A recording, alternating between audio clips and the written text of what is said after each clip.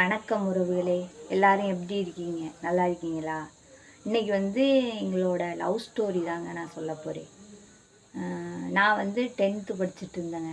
எங்கள் வீட்டுக்காரர் வந்து ஆரம்ப காலத்தில் வேறு ஊரில் இருந்தாங்க.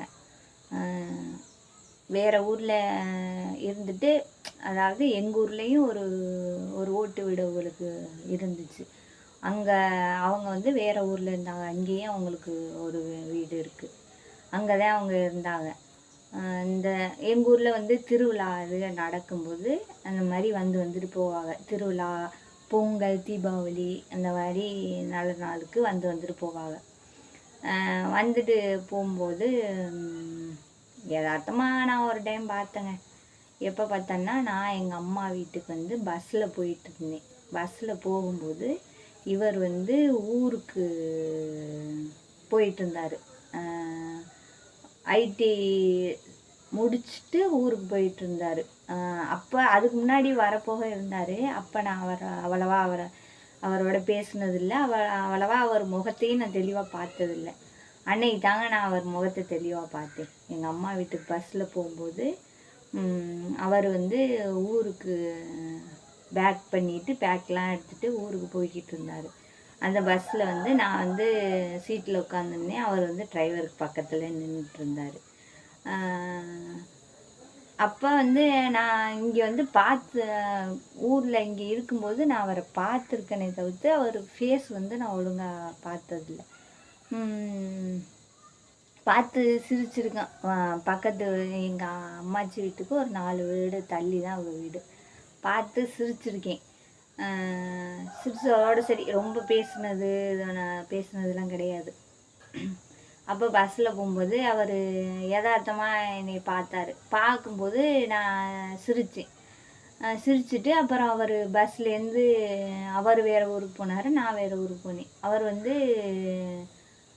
ஓசூர் போனார். அவர் புது பஸ் ஸ்டாண்டில் இறங்கிட்டார். இறங்கும்போது என்னை பார்த்தாரு. நான் பாயின்னு சொல்லி கையை காட்டினேன். கையை காட்டிட்டு நான் எங்கள் அம்மா ஊருக்கு போயிட்டேங்க. போயிட்டு மக்கிய நாள் வந்துட்டேன் வீட்டுக்கு. வந்துட்டு வீட்டில் சாப்பிட்டுக்கு இருக்கும்போது எங்கள் தாத்தா என்ன சொன்னாங்கன்னா, இந்த மாதிரி அந்த பையன் நேற்று ஊருக்கு போனாப்புல, பேக்கோட நேற்று ஊருக்கு போனாப்புல, இன்னைக்கு காலையில் பார்த்தா கம்மாயில் குடிச்சிக்கிட்டு இருக்காப்புல அப்படின்னு சொல்லி சொன்னாங்க. சொன்னோன்னே எனக்கு சிரிப்பு தாங்க முடியல. ஐயோ, நம்ம கையை கட்டுனது தப்பாக போச்சு அப்படின்னு நினச்சி நானாக மனசில் நினச்சி சிரிச்சிட்டு இருந்தேங்க.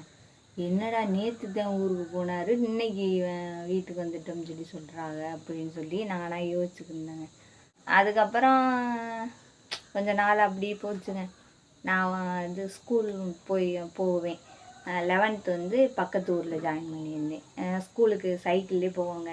போகும்போது அவரும் சைக்கிளில் கடையிலேருந்து வருவார். நாங்கள் கடையை தாண்டி தான் அங்கிட்டு வேறு ஊருக்கு ஸ்கூலுக்கு போகணும். ஒரு 2 கிலோமீட்ரு 3 கிலோமீட்டர்கிட்ட போகணும் சைக்கிளில். போகும்போது அவர் அங்கேருந்து கடையிலேருந்து வருவார். வரும்போது சிரிச்சுக்கிட்டே வருவார். அப்புறம் சைக்கிளை நிறுத்தி பேச வருவார். நான் தள்ளுங்கண்ணா அப்படின்னு சொல்லிட்டு ஸ்டார்டிங்கில் அண்ணான்னு சொல்லி சொல்லுவேன். தள்ளிக்கங்கண்ணா அப்படின்னு சொல்லிட்டு நான் ஸ்கூலுக்கு லேட் ஆயிடுச்சு அப்படின்னு சொல்லி கிளம்பிட்டு போயிடுறது. அவர் அண்ணான்னு சொன்னோன்னே இப்படி முறைப்பார். அப்படி தாங்க கொஞ்ச நாள் போயிட்டே இருந்துச்சு. அதே மாதிரி கரெக்டாக நான் ஸ்கூலுக்கு இங்கேருந்து சைக்கிளில் போகிற டயத்தில் கரெக்டாக அவர் இங்கே கடையில் இருந்துட்டு நான் வர்ற டைம் பார்த்து கரெக்டாக இங்கேருந்து சைக்கிளில் வந்துக்கிட்டு இருப்பார். வந்து கரெக்டாக நான் சைக்கிளில் போகிறத பார்த்துட்டு வந்து சைக்கிளை நிறுத்தி பேச வருவார். நான் டக்குன்னு அண்ணா லேட் ஆயிடுச்சு அப்படின்னு சொல்லிட்டு கிளம்பி போயிடுறதுங்க. அந்த மாதிரி தாங்க போய்கிட்டே இருந்துச்சு. ஒரு நாள் எங்கள் ஊர் திருவிழாங்க. எங்கள் ஊர் கோயில் திருவிழா வந்து அப்போ நான் படிக்கிற காலத்தில் எனக்கு ரொம்ப பிடிக்கும். திருவிழான்னா அவ்வளோ சந்தோஷமாக இருக்கும். ஐயோ, திருவிழா வந்துருச்சுன்னு. இப்போ அந்த அளவுக்கு ரொம்ப சந்தோஷம் கிடையாது. அப்போ லவ் பண்ணுற காலத்தில் எல்லாருக்கும் சந்தோஷமாக தானே இருக்கும். அந்த மாதிரி சந்தோஷமாக இருக்குங்க. திருவிழான்னு வந்துட்டாவே எனக்கு சந்தோஷமாயிடும். அப்போ திருவிழாவில் வந்து ஒரு பிளாக் கலரு பாசி, அப்போ வந்து அந்த பாசி ட்ரெண்டிங்காக இருந்துச்சு. சூப்பராக இருக்கும் அந்த பாசி. அந்த பாசியை வாங்கியாந்து கையில் கொடுத்தாரு. நான் வாங்கலை, எதுக்கு அப்படின்னு சொல்லிட்டு, எனக்கு வந்து உங்களை ரொம்ப பிடிச்சிருக்கு, நான் வந்து உங்களை லவ் பண்ணேன், நீங்கள் என்னை லவ் பண்ணுறீங்களா அப்படின்னு சொல்லி கேட்டார். கேட்டுக்கு இருக்கும்போது அவங்க ஃப்ரெண்டும் அவர் கூட வந்திருந்தாங்க. நான் வந்து யோசிச்சுக்கிட்டே பேசாமல் நின்றுட்டு இருந்தேன். அப்போ வந்து நான் யோசிக்கிற பார்த்தோன்னே அவங்க ஃப்ரெண்டு என்ன சொன்னாருன்னா, நீ வந்து கண்ணனை லவ் பண்ணலின்னு சொன்னேன்னா நான் வந்து மருந்தை குடிச்சிட்டு இறந்து போயிடுவேன் அப்படின்னு சொல்லி சொன்னாப்புல. எனக்கு சிரிப்பு வந்துருச்சு. ஏன்னா அவர் லவ் சொல்லி அவருக்கு ஒத்துக்கலைன்னா அவர் சொல்கிறதுல ஒரு நியாயம் இருக்குது. நீங்கள் என்ன உங்கள் ஃப்ரெண்டுக்காண்டி சொல்கிறீங்க அப்படின்னு சொல்லி கேட்டேன். என் ஃப்ரெண்டுனா எனக்கு ரொம்ப பிடிக்கும், அதனால தான் சொன்னேன் அப்படின்னு சொல்லி சொன்னார். அப்புறம் எனக்கு அவரை பிடிச்சிருந்துச்சு தான், கொஞ்சம் ஒரு கெத்தை காட்டுவோம் அப்படின்னு சொல்லி சொல்லாமே இருந்தேன். அதுக்கப்புறம் எனக்கும் உங்களை ரொம்ப பிடிச்சிருக்கு அப்படின்னு சொல்லி லவ் பண்ணேங்க. அப்போ நாங்கள் லவ் பண்ணதுக்கப்புறம் ஸ்கூலுக்கு போகும்போதெல்லாம் பூ, ரோஸு எல்லாம் வாங்கி வந்துடுவார்.